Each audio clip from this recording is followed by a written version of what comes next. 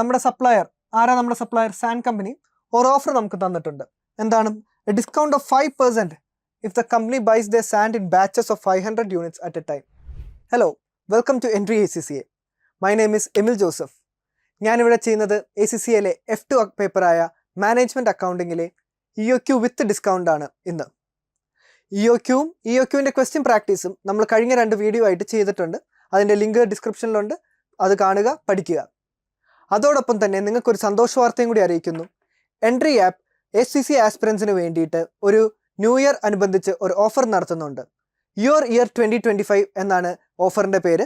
അതിനെപ്പറ്റി ഡീറ്റെയിൽസ് അറിയാൻ വേണ്ടി കോൺടാക്ട് ഡീറ്റെയിൽസ് ഞാൻ ഷെയർ ചെയ്തിട്ടുണ്ട് ഡിസ്ക്രിപ്ഷനിൽ. കോൺടാക്ട് ചെയ്യൂ, ഓഫർ സ്വന്തമാക്കൂ. നമുക്ക് തുടങ്ങാം. എന്താണ് economic order quantity with discounts എന്ന് വെച്ചാൽ, നമ്മുടെ സപ്ലയർ നമ്മൾ ഓർഡർ ചെയ്യുമ്പോഴേക്കും, ബൾക്ക് ഓർഡർ ചെയ്യുമ്പോഴേക്കും, നമ്പർ ഓഫ് ഓർഡേഴ്സ് കൂടുമ്പോഴും നമുക്കൊരു ഡിസ്കൗണ്ട് തരും. ആ ഡിസ്കൗണ്ടും കൂടി കൂട്ടി എക്കണോമിക് ഓർഡർ ക്വാണ്ടിറ്റി കണ്ടുപിടിക്കുന്നതാണ് economic order quantity with discount എന്ന് പറയുന്നത്. നമുക്ക് വായിക്കാം. Sometimes a supplier may offer an organisation discounts on the materials it buys based on the quantity it orders. നമ്മൾ ഓർഡർ ചെയ്യുന്ന ക്വാണ്ടിറ്റിയുടെ സൈസ് അനുസരിച്ച് ബൾക്കായിട്ട് ഓർഡർ ചെയ്യുമ്പോൾ നമുക്കൊരു ഡിസ്കൗണ്ട് കിട്ടും. Accepting a suppliers discount will affect the purchase price of the material and ordering and holding cost. ഈ ഒരു ഡിസ്കൗണ്ട് നമ്മൾ അക്സെപ്റ്റ് ചെയ്യുന്നതിലൂടെ നമ്മുടെ പർച്ചേസ് പ്രൈസ് കുറയാനുള്ളൊരു സാധ്യതയുണ്ട്. അതായത് അങ്ങനെ കുറയുമ്പോഴേക്കും നമ്മുടെ ഓർഡറിംഗ് കോസ്റ്റും ഹോൾഡിംഗ് കോസ്റ്റും അത് അഫക്റ്റഡ് ആവും. അതുവഴി നമ്മുടെ EOQവിനും വേരിയേഷൻസ് വരും. അപ്പം the unit cost of purchasing materials from the supplier will fall. Purchase cost നമ്മളത് കുറയും. അതുപോലെ തന്നെ total cost of placing orders will also fall assuming the size of each order increases. നമ്മുടെ ഓർഡറിംഗ് കോസ്റ്റ് കുറയും. അതിനുള്ള assumption എന്നാണ്, നമ്മൾ ബൾക്കായിട്ട് ഓർഡർ ചെയ്യുമ്പോഴാണ് നമുക്ക് ഡിസ്കൗണ്ട് കിട്ടുന്നത്. അപ്പോൾ അങ്ങനെ ബൾക്കായിട്ട് ഓർഡർ ചെയ്യുമ്പോഴേക്ക് നമ്മുടെ size of the order increase ചെയ്യും. Size of the order increase ആകുമ്പോഴേക്ക് നമ്മുടെ ഓർഡറിംഗ് കോസ്റ്റ് കുറയും എന്നൊരു അസംഷനാണ്. അതേപോലെ തന്നെ the cost of holding materials will rise as the average inventory level rises. Holding ഇൻവെൻട്രിയുടെ കോസ്റ്റ് കൂടും. കാരണം എന്തുകൊണ്ടാണ്? നമ്മൾ ബൾക്കായിട്ട് ഓർഡർ ചെയ്യുമ്പോൾ ഓർഡർ ചെയ്യുന്ന ഇൻവെൻട്രിയുടെ ക്വാണ്ടിറ്റി കൂടും. ഹോൾഡിംഗ് കോസ്റ്റ് എപ്പോഴും ക്വാണ്ടിറ്റി കൂടുന്നതിനനുസരിച്ച് കോൺസ്റ്റൻ്റ് ആയിട്ട് ഹയർ ആവും എന്നാണ് നമ്മൾ EOQവിൽ അസ്യൂം ചെയ്തേക്കുന്നത്. അതുകൊണ്ട് തന്നെ ഈ cost of holding materials will rise as the average inventory level rises. നമ്മുടെ ഓർഡർ ചെയ്യുന്ന ക്വാണ്ടിറ്റിയുടെ സൈസ് കൂടുമ്പം ആവറേജ് ഇൻവെൻട്രിയും സൈസും കൂടും. ആവറേജ് ഇൻവെൻട്രി സൈസ് കൂടുമ്പോൾ നമ്മുടെ ഹോൾഡിംഗ് കോസ്റ്റും ഇൻക്രീസ് ആവും. അപ്പം ഇതെല്ലാം കാരണം EOQവിൽ, നമ്മളുടെ നോർമൽ EOQവിൽ ഒരു വേരിയേഷൻ വരും. അതാണ് EOQ വിത്ത് ഡിസ്കൗണ്ട് എന്ന് പറയുന്നത്.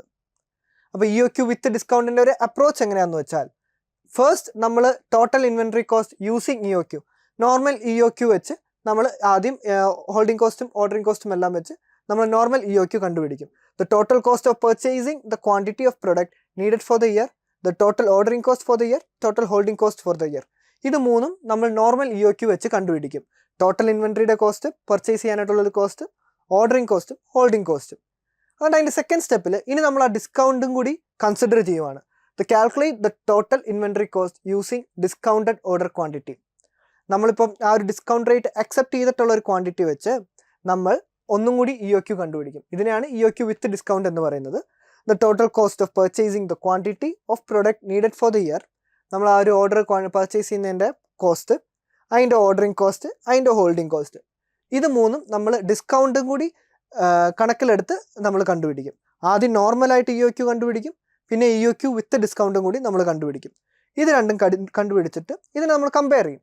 Comparing total inventory cost of EOQ and discounted order quantity. Normal EOQയും ഡിസ്കൗണ്ട് ചെയ്തിട്ടുള്ള ഓർഡർ ക്വാണ്ടിറ്റിയുടെയും ഒരു കമ്പാരിസൺ നമ്മൾ നടത്തും. എന്നിട്ട് ആ കമ്പാരിസൺ നടത്തിയ ശേഷം EOQ cost greater than discounted order quantity cost. ഈ ഡിസ്കൗണ്ടഡ് ഓർഡർ ക്വാണ്ടിറ്റി കോസ്റ്റിനേക്കാളും കൂടുതലാണ് EOQ എങ്കിൽ it is cost effective to accept the discounted offer of the supplier. EOQ വെച്ച് നമ്മൾ കണ്ടുപിടിച്ച കോസ്റ്റ് കൂടുതലാണ് എന്ന് വെച്ചാൽ ഡിസ്കൗണ്ട് ചെയ്ത് കിട്ടുമ്പോഴേക്കുള്ള നമ്മുടെ കോസ്റ്റ് കുറവാണ്. EOQവിനെ കൊണ്ട് നോക്കുമ്പോൾ നമുക്ക് കോസ്റ്റ് എഫക്റ്റീവ് ആയിട്ടാണ് ഓർഡർ ചെയ്യാൻ പറ്റിയെന്ന് നമ്മൾ മനസ്സിലാക്കി ആ ഒരു ഡിസ്കൗണ്ടഡ് റേറ്റ് നമ്മൾ അക്സെപ്റ്റ് ചെയ്യും. ഈ ഡിസ്കൗണ്ട് നമുക്ക് സപ്ലയർ എപ്പോഴാണ് തരുന്നത്? നമ്മളോട് പറയുവാണ്, ഇപ്പോൾ ഓർഡർ ചെയ്യുന്ന ക്വാണ്ടിറ്റി, ഞാനിപ്പോൾ ഒരു കാറിന് വേണ്ടി ഉള്ള ഒരു മെഷീൻ ഒരു 10,000 എണ്ണം ഓർഡർ ചെയ്യുക. നമ്മളോട് സപ്ലയർ പറയുക, നമ്മുടെ ഒരു EOQ വെച്ച് കാൽക്കുലേറ്റ് ചെയ്താണ് ഈ 10,000. ഈ 10,000-ന് പകരം നിങ്ങളൊരു 20,000 ഓർഡർ ചെയ്യുവാണെങ്കിൽ നമുക്ക് പെർ മെറ്റീരിയൽ ഓർഡറിംഗ് കോസ്റ്റ് ഇത്ര കുറച്ച് തരാമെന്ന് പറയും. അപ്പം നമ്മൾ ആ ഡിസ്കൗണ്ട് അക്സെപ്റ്റ് ചെയ്തിട്ട് ഇത്രയും കൂടുതൽ സാധനം നമ്മൾ ഓർഡർ ചെയ്യണോ അതോ EOQവിൽ തന്നെ നമ്മൾ ഫോളോ ചെയ്യണമെന്നാണ് നമ്മൾ ഈ ഒരു അപ്രോച്ച് നോക്കുന്നത്. അപ്പോൾ അങ്ങനെ ചെയ്യുമ്പോഴേക്കും ഈ ഡിസ്കൗണ്ടഡ് ഓർഡർ ക്വാണ്ടിറ്റി കോസ്റ്റ് EOQനേക്കാളും കുറവാണെങ്കിൽ നമുക്ക് എപ്പോഴും തീർച്ചയായിട്ടും EOQനേക്കാളും കൂടുതൽ ഓർഡർ ചെയ്യുന്നതായിരിക്കും ലാഭം. അപ്പം cost effective to accept the discounted offer by the supplier. ആ സപ്ലയർ തന്നേക്കുന്ന ഓഫർ അക്സെപ്റ്റ് ചെയ്യുന്നതായിരിക്കും നമുക്ക് ലാഭം. അതേപോലെ തന്നെ EOQ cost less than discounted order quantity cost effective to order using EOQ എന്ന് വെച്ചാൽ നമുക്കിപ്പോൾ ഈ പറഞ്ഞതുപോലെ 10,000 എക്സാമ്പിൾ എടുത്ത മെഷീൻ്റെ എക്സാമ്പിൾ എടുക്കുമ്പോഴേക്ക് EOQ വെച്ച് നമ്മൾ 10,000 ഓർഡർ ചെയ്യുന്നതും ആ ഒരു സപ്ലയർ നമ്മളോട് പറയുവാണ് 20,000 വെച്ച് എടുക്കുവാണെങ്കിൽ ഇത്ര ഡിസ്കൗണ്ട് തരാം. ആ ഒരു ഡിസ്കൗണ്ട് വെച്ചും ചെയ്തിട്ട് നമ്മൾ കണ്ടുപിടിക്കുമ്പോൾ EOQ കോസ്റ്റ് ആണ് കുറവെങ്കിൽ നമുക്ക് ആ ഡിസ്കൗണ്ട് എടുക്കുന്നതുകൊണ്ട് നമുക്ക് മെച്ചമൊന്നുമില്ല, നമുക്കത് ലാഭമല്ല. അപ്പോൾ അങ്ങനെയുള്ളൊരു സാഹചര്യത്തിൽ നമ്മൾ ഈ ഒരു ഓഫർ അക്സെപ്റ്റ് ചെയ്യത്തില്ല.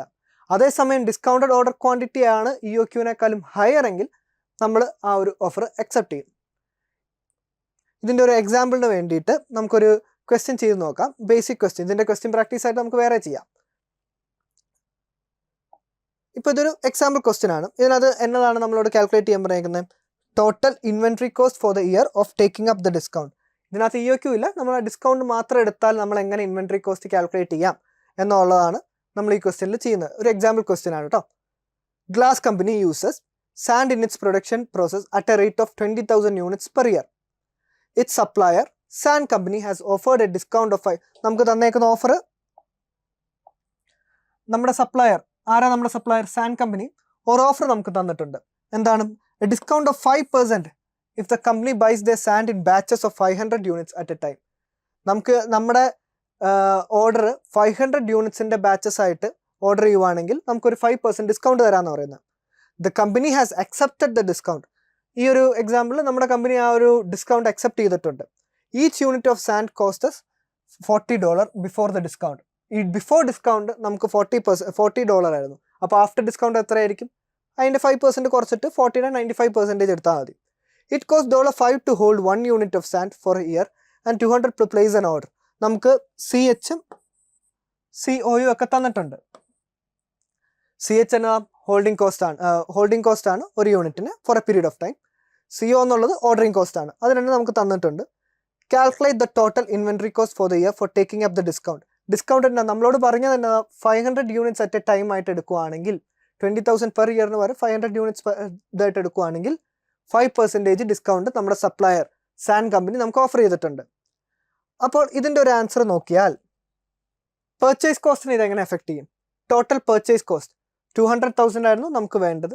അത് ഇൻറ്റു 0.95 ഇൻറ്റു 40. ഇതാണ് നമുക്ക് തന്നേക്കുന്ന ഡിസ്കൗണ്ട്. 0.95 ഇൻറ്റു 40 ആയിരുന്നു നമ്മുടെ പെർച്ചേസ് കോസ്റ്റ്. അതിനെ 95%, 5% ഡിസ്കൗണ്ട് എന്ന് കഴിഞ്ഞിട്ടാണ് 95. 40% 100%, അതിൻ്റെ 5% ഡിസ്കൗണ്ട് കഴിയുമ്പോഴേക്ക് 95. അതിനെയാണ് 0.95 എന്ന് എടുത്തേക്കുന്നത്. അപ്പോഴേക്ക് നമുക്ക് വരുന്ന പെർച്ചേസ് കോസ്റ്റ് എത്രയാണ്? 200,000 യൂണിറ്റ്സ് ഉണ്ട്. അത് ഇൻറ്റു ഒരു യൂണിറ്റിൻ്റെ പ്രൈസ് 40, അതിൻ്റെ 95%. അപ്പോഴേക്ക് നമുക്ക് വരുന്നത് 7.6 ബില്യൺ പെർ ഇയർ ആണ്. അതിനകത്ത് പറയുന്നത് 0.95 value calculates the purchase cost with a 5% discount. ഞാൻ പറഞ്ഞത് നമ്മളിവിടെയാണ് ആ ഡിസ്കൗണ്ട് നമ്മൾ കൺസിഡർ ചെയ്തത്.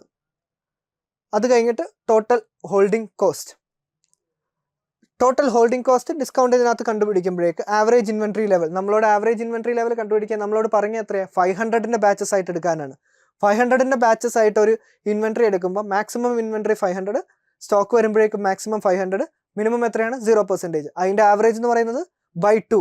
നമ്മളിതെല്ലാം കഴിഞ്ഞ വീഡിയോസിൽ ഡിസ്കസ് ചെയ്തതാണ്. അതാണ് പറഞ്ഞത് EOQൻ്റെയും അതിൻ്റെ ക്വസ്റ്റ്യൻ പ്രാക്ടീസിൻ്റെയും വീഡിയോ റെഫർ ചെയ്തിട്ട് മാത്രം ഈ ഒരു വീഡിയോയും കണ്ട് പഠിക്കുക എന്നുള്ളത്. അപ്പോൾ അതൊന്നും ഞാൻ അതിലോട്ട് കൂടുതൽ കിടക്കുന്നില്ല. നമുക്ക് ഡയറക്റ്റ് ആയിട്ട് പറയാം.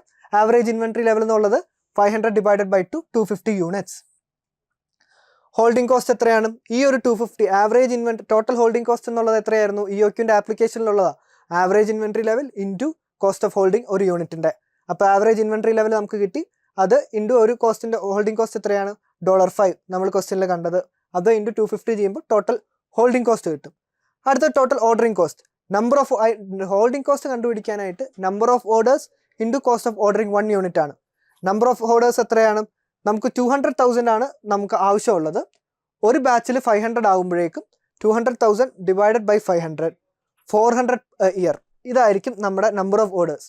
അതിൽ നിന്ന് നമ്മൾ ടോട്ടൽ കോസ്റ്റ് ഓഫ് ഓർഡറിംഗ് എങ്ങനെയാണ് കണ്ടുപിടിക്കുന്നത്?